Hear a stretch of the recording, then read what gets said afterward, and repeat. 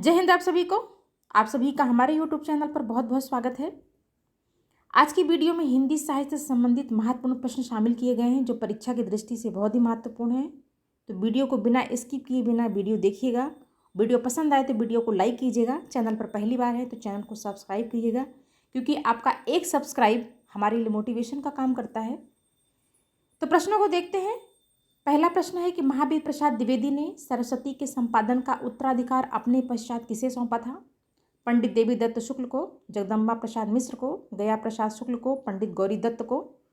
तो महावीर प्रसाद द्विवेदी ने सरस्वती के संपादन का उत्तराधिकार अपने पश्चात पंडित देवी दत्त शुक्ल को सौंपा था। तो पहले प्रश्न का जो ए वाला ऑप्शन है वो सही है।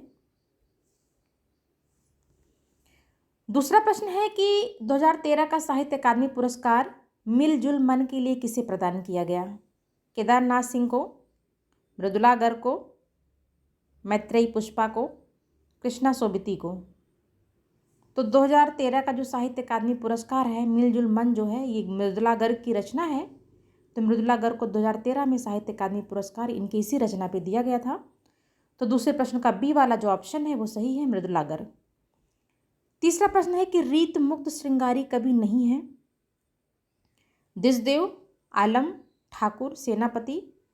तो दिशदेव, आलम और ठाकुर ये तीनों कवि जो हैं ये रीति मुक्त हैं, पर सेनापति जो हैं ये रीति मुक्त नहीं है। तो इसका डी वाला जो ऑप्शन है ये सही है।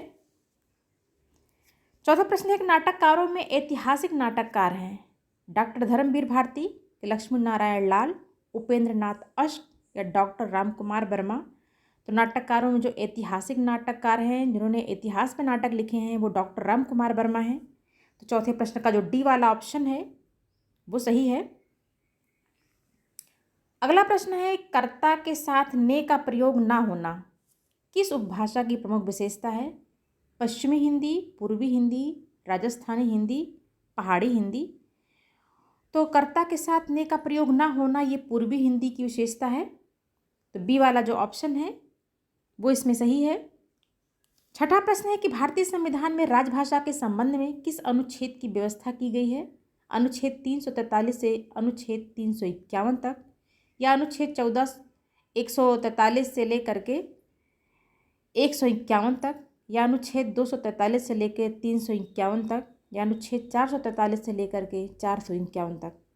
तो भारतीय संविधान में राजभाषा के संबंध में जो अनुच्छेद की व्यवस्था की गई है वो अनुच्छेद 343 से लेकर के 351 तक है। तो छठवें प्रश्न का ए वाला ऑप्शन सही है। अगला प्रश्न है उत्तर प्रदेश सरकार द्वारा सन 1947 ईस्वी में गठित देवनागरी लिपि सुधार समिति के अध्यक्ष कौन थे? बीजी खेर, धर्मेंद्र वर्मा, आचार्य नरेंद्र देव या संपूर्णानंद। तो उत्तर प्रदेश सरकार द्वारा जो 1947 में देवनागरी लिपि की सुधार समिति गठित की गई थी तो उसमें जो है आचार्य नरेंद्र देव जो थे वो अध्यक्ष चुने गए थे। तो सी वाला जो ऑप्शन है वो सही है। नेक्स्ट प्रश्न को देखते हैं। अगला प्रश्न है कि भोजपुरी बोली की उत्पत्ति हुई है अर्ध मागधी अपभ्रंश से, मागधी से, कि सौरसेनी अपभ्रंश से, कि ब्राह्मण अपभ्रंश से। तो भोजपुरी जो बोली है मगही, मैथिली और भोजपुरी ये तीनों बोलियों की जो उत्पत्ति हुई है वो मागधी अपभ्रंश से हुई है। तो जो बी वाला ऑप्शन है ये सही है इसमें। नवां प्रश्न है ग्वालियर की बोली है बुंदेली, ब्रजभाषा, खड़ी बोली, कन्नौजी। तो ग्वालियर में बुंदेली बोली जाती है। तो नवें प्रश्न का जो ए वाला ऑप्शन है सही है। 10वां प्रश्न है कालिदास ने कश्चित शब्द से किस काव्य ग्रंथ की रचना की है? रघुवंश की, मेघदूतम की, कुमार संभवम की, किनमें से कोई नहीं। तो इनके तीन वर्ड थे अस्ति, कश्चित, वाग्विशेषा। तो कश्चित से इन्होंने जो रचना की है वो किसकी की है? मेघदूत की है। तो बी वाला जो ऑप्शन है वो सही है। और अगर बात की जाए अस्ति से तो अस्ति से कुमार संभवम की रचना थी और वाग से रघुवंश की रचना थी। नेक्स्ट प्रश्न को देखते हैं। अगला प्रश्न है कि कालिदास कृत कुमार संभवम में कितने सर्ग हैं? 16, 17, 19, 20। तो कालिदास कृत जो कुमार संभवम है उसमें कितने सर्ग हैं? तो उसमें 17 सर्ग हैं। बी वाला ऑप्शन सही है इसमें। अगला प्रश्न है, कालिदास कृत अभिज्ञान शाकुंतलम नाटक के किस अंक में दुर्वासा ऋषि के शाप का वर्णन है? प्रथम में, चतुर्थ में, पंचम में, सप्तम में? तो जो चतुर्थ वाला अंक है इसमें जो है कालिदास कृत जो अभिज्ञान शाकुंतलम नाटक है इसमें दुर्वासा ऋषि के शाप का वर्णन किया गया है। अगला प्रश्न है कि दामोदर किस कवि का वास्तविक नाम था? माघ का, श्रीहर्ष का, दंडी का, भारवी का? तो दामोदर जो है वो भारवी का नाम है। भारवी के जो बचपन का नाम था वो दामोदर था। इसमें जो है डी वाला ऑप्शन सही है। 14वां प्रश्न है, पाषाण त्रय यानी कि 3 पत्थर सर्ग किस रचना से संबंधित है? शिशुपाल वधम से, नैषधीय चरितम से, किरातार्जुनीयम से? तो काव्यादर्श से। तो जो किरातार्जुनीयम है भारवी की रचना है। तो किरातार्जुनीयम में जो है किरातार्जुनीयम को पाषाण त्रय के नाम से जाना जाता है, यानी कि ये ऊपर से जो इनकी रचनाएं हैं तो ये ऊपर से सख्त दिखती हैं लेकिन ये अंदर से बहुत कोमल मानी जाती हैं, इसीलिए इसको पाषाण त्रय के नाम से जाना जाता है। और इसको नारिकेल फल के समान भी कहा जाता है। और शिशुपाल वध जो है वो श्रीहर्ष की रचना है, शिशुपाल पद माघ की रचना है। और नैषधीय चरित जो है ये श्रीहर्ष की रचना है। काव्यादर्श जो है ये दंडी की रचना है। अगला प्रश्न है कि श्रीहर्षकृत नैषधीय चरित में कितने सर्ग हैं? 17, 18, 20, 22? तो नैषधीय चरित में जो है 22 सर्ग हैं। तो इसका जो डी वाला ऑप्शन है वो सही है। 16वां प्रश्न है कि कौन सा नाटककार अपने आप को परिणत प्रज्ञ कहते थे? कालिदास, भारवी, भवभूति, राजशेखर? तो जो भवभूति थे ये अपने आप को परिणत प्रज्ञ कहते थे। तो 16वें प्रश्न का जो सी वाला ऑप्शन है वो सही है। अगले प्रश्न को देखते हैं। अगला प्रश्न है कि वेड़ी संहारम नामक रचना के रचयिता हैं बाणभट्ट, महाकवि भास, कि वत्स भट्टी या भट्ट नारायण? तो इसका जो डी वाला ऑप्शन है वो सही है कि वेड़ी संहारम नामक रचना के जो रचयिता हैं वो कौन है? वो हैं भट्ट नारायण। डी वाला जो ऑप्शन है वो सही है। 18वां प्रश्न है, भवभूति कृत महावीर चरित नाटक के किस अंक में सीता की अग्नि परीक्षा का वर्णन किया गया है? तो द्वितीय में, चतुर्थ में, पंचम में कि सप्तम में? तो इसके जो सप्तम वाला जो अंक है, 7वां अंक जो है इसमें जो है सीता के अग्नि परीक्षा का वर्णन है। 19वां प्रश्न है कि उच्चरित में प्रयुक्त उपसर्ग कौन सा है? उच्च कि उत कि उप कि उच्च? तो इसमें जो उपसर्ग होगा वो उत होगा। तो जो बी वाला ऑप्शन है वो सही है कि उच्चरित में जो उपसर्ग होगा वो उत उपचरित होगा, उत जो है उपसर्ग होगा। 20वां प्रश्न है कि निम्नलिखित में कौन सा रूप स्था धातु के लंग लकार मध्यम पुरुष बहुवचन है? अतिष्ठम या अतिष्ठत, अतिष्ठाम, अतिष्ठा? तो इसका जो सही वाला आंसर है वो अतिष्ठत है। बी वाला जो ऑप्शन है ये सही है इसमें। अगला प्रश्न है कि गांव के दोनों ओर सड़क है का संस्कृत अनुवाद है ग्रामो उभया राजमार्गस्य अस्ति, या ग्रामस्य उभयत राजमार्गस्य अस्ति, या ग्रामम उभयता राजमार्गम अस्ति, या ग्रामस्य उभया राजमार्गम अस्ति? तो इसका जो सही वाला ऑप्शन है वो ऑप्शन सी है, ग्रामम उभयता राजमार्गम अस्ति। तो सी वाला आंसर इसमें सही है। अगला प्रश्न है कि रमष्टिकते में कौन सी संधि है? स्तुत्व है कि स्तुत्व है कि जशत्व संधि है कि चरत्व संधि है? तो 22वें का जो सही आंसर है ये स्तुत्व संधि इसमें है। तो इसका जो है बी वाला ऑप्शन सही है इसमें। अगला प्रश्न है कि बद्धैश्वर्य का संधि विच्छेद क्या होगा? बद्धवा प्लस ऐश्वर्य, बध प्लस ऐश्वर्य, या वधु, वधु प्लस ऐश्वर्य, या वधु प्लस ऐश्वर्य? तो मेरे हिसाब से इसमें जो है बद्धवा प्लस ऐश्वर्य होना चाहिए, जिसका ए वाला ऑप्शन है वो सही है। बाकी आप देख लीजिएगा, इसमें और इसमें थोड़ा सा डाउट है, पर मेरे हिसाब से ये गलत है और ये बद्धवा प्लस ऐश्वर्य जो है ये जो है सही लग रहा है। अगला प्रश्न 24वां है कि निम्न में पितृ शब्द का सप्तमी द्विवचन है का रूप है पितरो, पितृभि, पित्रो, पितु। तो इसका जो सही आंसर सी है, पित्रो जो होगा वो जो है सही होगा। 25वां प्रश्न, निम्न में से किस शब्द में द्विगु समास है? राम, श्याम, पसेरी, चरण कमल, हिमालय। तो द्विगु समास क्या होता है? संख्यावाची होता है। तो पसेरी ही ऐसा है जिसमें संख्याओं का बोध हो रहा है। पसेरी मतलब 5 शेर, तो ये 5 शेर को ही पसेरी बोला जाता है। अगला प्रश्न है कि निम्नलिखित में तत्भव शब्द कौन सा है? संयम, भ्रमर, यजमान, मास। इसमें का जो तत्भव शब्द होगा वो संयम होगा। ए वाला ऑप्शन इसमें सही है। अगला प्रश्न है कि निम्न में से तत्सम शब्द का चयन कीजिए। नेह, धीरज, रुख, सागर। तो इसमें का जो तत्सम शब्द है वो सागर है। डी वाला जो ऑप्शन है ये सही है। नेक्स्ट प्रश्न को देखते हैं। नेक्स्ट प्रश्न है कि तत्सम शब्द है गुलाब, गेंदा, फूल, पुष्प। तो जो पुष्प है ये तत्सम शब्द में आएगा, बाकी तीनों जो है वो तद्भव में आएंगे।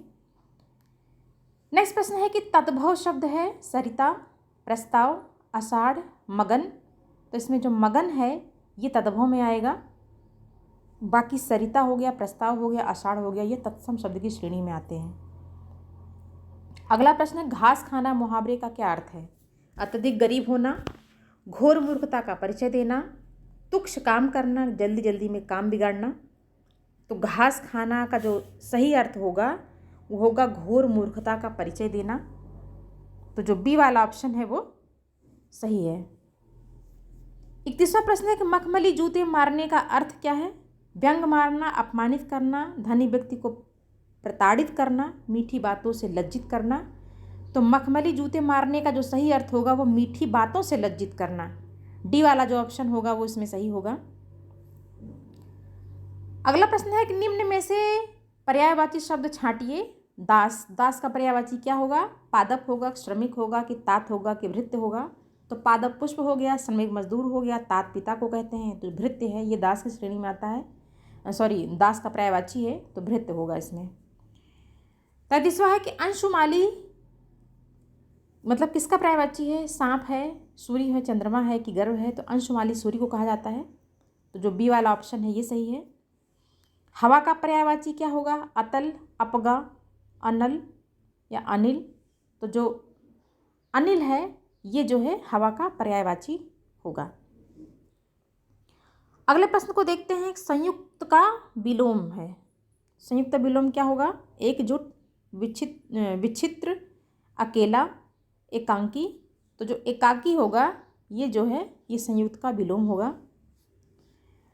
असमर्थ का विलोम है परिश्रमी, कर्मशील, सक्षम, साहसी।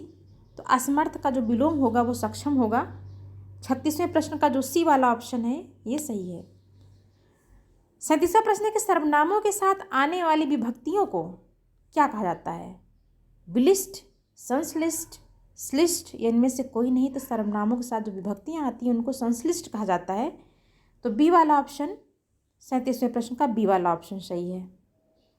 अगला प्रश्न है कि इनमें से कौन घोष वर्ण नहीं है?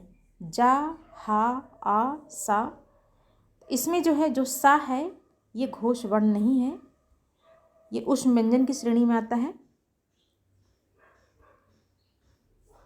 तो डी का जो है 38वें का डी वाला ऑप्शन सही है। 39वां प्रश्न है कि आघोष अल्प प्राण ध्वनि है। टाठा, चाछा, पाभा या ताचा। तो आघोष अल्प प्राण जो ध्वनि है वो ताचा है। तो 39वें प्रश्न का जो है डी वाला ऑप्शन सही है। नेक्स्ट प्रश्न को देखते हैं। नेक्स्ट प्रश्न है गंगा हिमालय से निकलती हैं। इस वाक्य में कौन सा कारक है? करण है, अपादान है, अधिकरण है, कि सभी गलत हैं? तो गंगा हिमालय से निकलती हैं यानी गंगा हिमालय से अलग हो रही हैं। तो जहाँ कोई वस्तु किसी वस्तु से अलग होती है वहाँ हमारा कौन सा जो है वो होता है कारक? तो वहाँ पे अपादान कारक होता है। तो 40वें प्रश्न का जो डी वाला ऑप्शन है वो सही है। नेक्स्ट प्रश्न है, भाषा की कौन सी विशेषता सही है? भाषा परिवर्तनशील होती है, भाषा पैतृक संपत्ति नहीं होती है, भाषा सामाजिक संपत्ति है, इनमें से कोई नहीं। इसके सभी ऑप्शन गलत हैं, तो इसका डी वाला जो ऑप्शन है वो सही है। 42वां प्रश्न है कि भाषा के जादूगर के रूप में जाने जाते हैं, कौन जाने जाते हैं? जैनेन्द्र, विद्यापति, भोलानाथ त्रिपाठी, शिव पूजन सहाय। तो भाषा का जादूगर शिव पूजन सहाय को कहा जाता है, तो 42वें प्रश्न का डी वाला ऑप्शन सही है। 43वां प्रश्न है कि उदंत मार्तंड पत्रिका थी तो कैसी थी? दैनिक थी, पाक्षिक थी, मासिक थी, साप्ताहिक थी? तो उदंत मार्तंड जो पत्रिका थी वो साप्ताहिक पत्रिका थी, और आप सभी को पता है कि पहली साप्ताहिक पत्रिका जो है वो उदंत मार्तंड ही है, और ये साप्ताहिक थी। इसका डी वाला जो ऑप्शन है वो सही है। नेक्स्ट प्रश्न है कि हिंदी का प्रथम गद्य काव्य है छायापथ, साधना, पूजा, इनमें से कोई नहीं। तो जो साधना है ये जो हिंदी का प्रथम गद्य काव्य कहा जाता है, और इसके जो रचयिता हैं वो कौन है? रामकृष्ण दास हैं, तो इसका बी वाला ऑप्शन सही है। अगला प्रश्न है कि किस रिपोर्टाज विधा में बंगाल के अकाल का चित्रण है? प्लॉट का मोर्चा, तूफानों के बीच, अपोलो का रथ, लक्ष्मीपुरा? तो इसका जो सही जो है आंसर है वो तूफानों के बीच है। तूफानों के बीच में क्या है? बंगाल के अकाल का वर्णन किया गया है, तो बी वाला ऑप्शन इसमें सही है। अगला प्रश्न है कि लोहे के दीवार के दोनों ओर किसकी कृति है? जैनेन्द्र की, अज्ञेय की, अश की, यशपाल की? तो लोहे के दीवार के दोनों ओर जो कृति है ये किसकी कृति है? तो ये जो कृति है यशपाल की कृति है, डी वाला जो ऑप्शन है ये सही है इसमें। अगला प्रश्न है कि कविता के नए प्रतिमान के लेखक कौन है? डॉक्टर नामवर सिंह, लक्ष्मीकांत वर्मा, डॉक्टर नगेंद्र या रामविलास शर्मा? तो 47वें प्रश्न का जो ए वाला ऑप्शन है वो सही है। डॉक्टर नामवर सिंह जो थे वो कविता के नए प्रतिमान के लेखक हैं, तो ए वाला ऑप्शन सही है। नेक्स्ट प्रश्न है कि विश्वंभर में समास है, द्वंद्व है, बहुब्रीहि है, कि अव्ययी भाव है, तत्पुरुष समास है? तो विश्वंभर में जो समास है बहुब्रीहि समास होगा। क्यों? क्योंकि इसमें क्या है कि विश्वंभर जो है एक अपने आप में पर्यायवाची है शंकर जी का, और जो शब्द जो है अपने अर्थ को छोड़कर विशेष अर्थ को धारण करता है वो बहुब्रीहि समास की श्रेणी में रखा जाता है। अगला प्रश्न है कि विश्वामित्र का सही संधि विच्छेद क्या है? विश्व प्लस मित्र, विश्वा प्लस मित्र, विश्वा प्लस अमित्र या विश्व प्लस मित्र? तो इसका जो सही संधि विच्छेद होगा वो विश्व प्लस अमित्र होगा, तो सी वाला जो ऑप्शन है ये सही होगा इसमें। अगले प्रश्न को देखते हैं। अगला प्रश्न है कि शुद्ध वाक्य है क्या है? वह दंड देने योग्य है, वह दंड देने के योग्य है, वह दंड लेने योग्य है, वह दंड पाने योग्य है? तो इसका जो सही वाक्य होगा वो दंड के योग्य है, बी वाला जो ऑप्शन है ये सही माना जाएगा। दूसरा प्रश्न है कि एक तो करेला दूजा नीम चढ़ा, लोकोक्ति का अर्थ क्या है? एक गुण के साथ दूसरा गुण, या बुरे व्यक्ति की बुरी संगत, या एक बुरा तो दूसरा उससे भी बुरा, या एक बुराई पर दूसरी बुराई? तो 91वें प्रश्न का जो सी वाला ऑप्शन है वो इसमें सही माना जाएगा। एक बुरा तो दूसरा उससे भी बुरा, एक तो करेला दूजे नीम चढ़ा, लोकोक्ति का जो है सही अर्थ को चरितार्थ करता है। 52 प्लस है कि जहाँ पहुँचा ना जा सके के लिए वाक्यांश क्या है? दुर्गम, सुगम, अधिगम कि अगम? तो जहाँ पहुँचा ना जा सके उसके लिए जो सही शब्द का इस्तेमाल होगा वो अगम होगा, तो 52वें प्रश्न का जो डी वाला ऑप्शन है ये सही है। अगला प्रश्न है गौशाला में समास होगा, तो गौशाला मतलब गाय के लिए शाला, तो इसमें जो है क्या समास होगा? इसमें तत्पुरुष समास होगा, तो गौशाला डी वाला ऑप्शन सही है 53 प्रश्न का। अगला प्रश्न है कि दही बड़ा में समास है, द्वंद्व समास, कर्मधारय समास, तत्पुरुष समास, बहुब्रीहि समास? तो दही बड़ा यानी कि दही में बड़ा, तो इसमें कौन सा समास होगा? तो इसमें तत्पुरुष समास होगा, तो 54 प्रश्न का जो है सी वाला ऑप्शन सही होगा। अगला प्रश्न है कि हरियाणवी बोली किस अपभ्रंश से विकसित हुई है? अर्धमागधी, सौरसेनी, मागधी या नागर अपभ्रंश? तो हरियाणवी बोली जो है वो कहाँ से निकली है? ये सौरसेनी अपभ्रंश से निकली है। तो 55वें प्रश्न का बी वाला जो ऑप्शन है ये सही है। अगला प्रश्न है कि पाली भाषा की समय सीमा मानी गई है 1000 ईस्वी से पूर्व से 500 ईस्वी तक, या 500 ईस्वी पूर्व से प्रथम शताब्दी तक, या 1000 ईसा पूर्व से 500 ईसा पूर्व तक, या प्रथम शताब्दी ईसा पूर्व से 500 ईसा पूर्व तक। तो इसका जो सही ऑप्शन है वो क्या है इसमें, यह है 500 ईसा पूर्व से प्रथम शताब्दी तक की जो समय है वो पाली भाषा की समय सीमा मानी जाती है। तो इसका जो बी वाला ऑप्शन है ये सही है। अगला प्रश्न है कौन सी बोली पश्चिमी हिंदी के अंतर्गत नहीं आती है, ब्रजभाषा, अवधी, बुंदेली, कन्नौजी। तो ये जो अवधी है ये पश्चिमी बोली नहीं पूर्वी बोली के अंतर्गत आती है, और ब्रजभाषा हो गया, बुंदेली हो गया, कन्नौजी हो गया, ये सभी बोलियां जो है ये पश्चिमी हिंदी के अंतर्गत आती हैं। तो इसलिए ये बी वाला जो ऑप्शन है ये सही है। अगला प्रश्न है कि प्रेम मरम जाने बिना मरि को जीवत नहीं। पंक्ति है किसकी है, कबीर की है कि सूरदास की है कि मीराबाई की है कि रसखान की है। तो ये जो पंक्ति है ये रसखान की है, तो इसका डी वाला जो ऑप्शन है वो सही है। अगला प्रश्न है कविता करके तुलसी न लसे, कविता लसी है तुलसी की कला। पंक्ति ली गई है, तो ये पंक्ति जो है ये कहाँ से ली गई है। तो इसका जो सही वाला आंसर है वो क्या है, वो है निराला से कि तुलसी से, हरिऔध से कि भिखारी दास से। तो इसका जो सही आंसर ये हरिऔध है, क्योंकि ये जो है हरिऔध के द्वारा लिखी हुई पंक्ति है, कविता करके तुलसी न लसे और कविता लसी तुलसी की कला। तो आज की वीडियो में यहीं तक।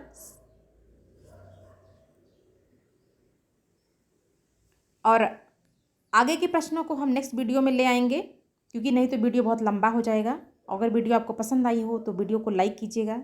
चैनल पर पहली बार हैं तो प्लीज़ चैनल को सब्सक्राइब करके हमें सपोर्ट कीजिएगा, क्योंकि आपका एक सब्सक्राइब हमारे लिए मोटिवेशन का काम करता है। तो आज का वीडियो यहीं तक, और आपका वीडियो देखने के लिए बहुत बहुत धन्यवाद।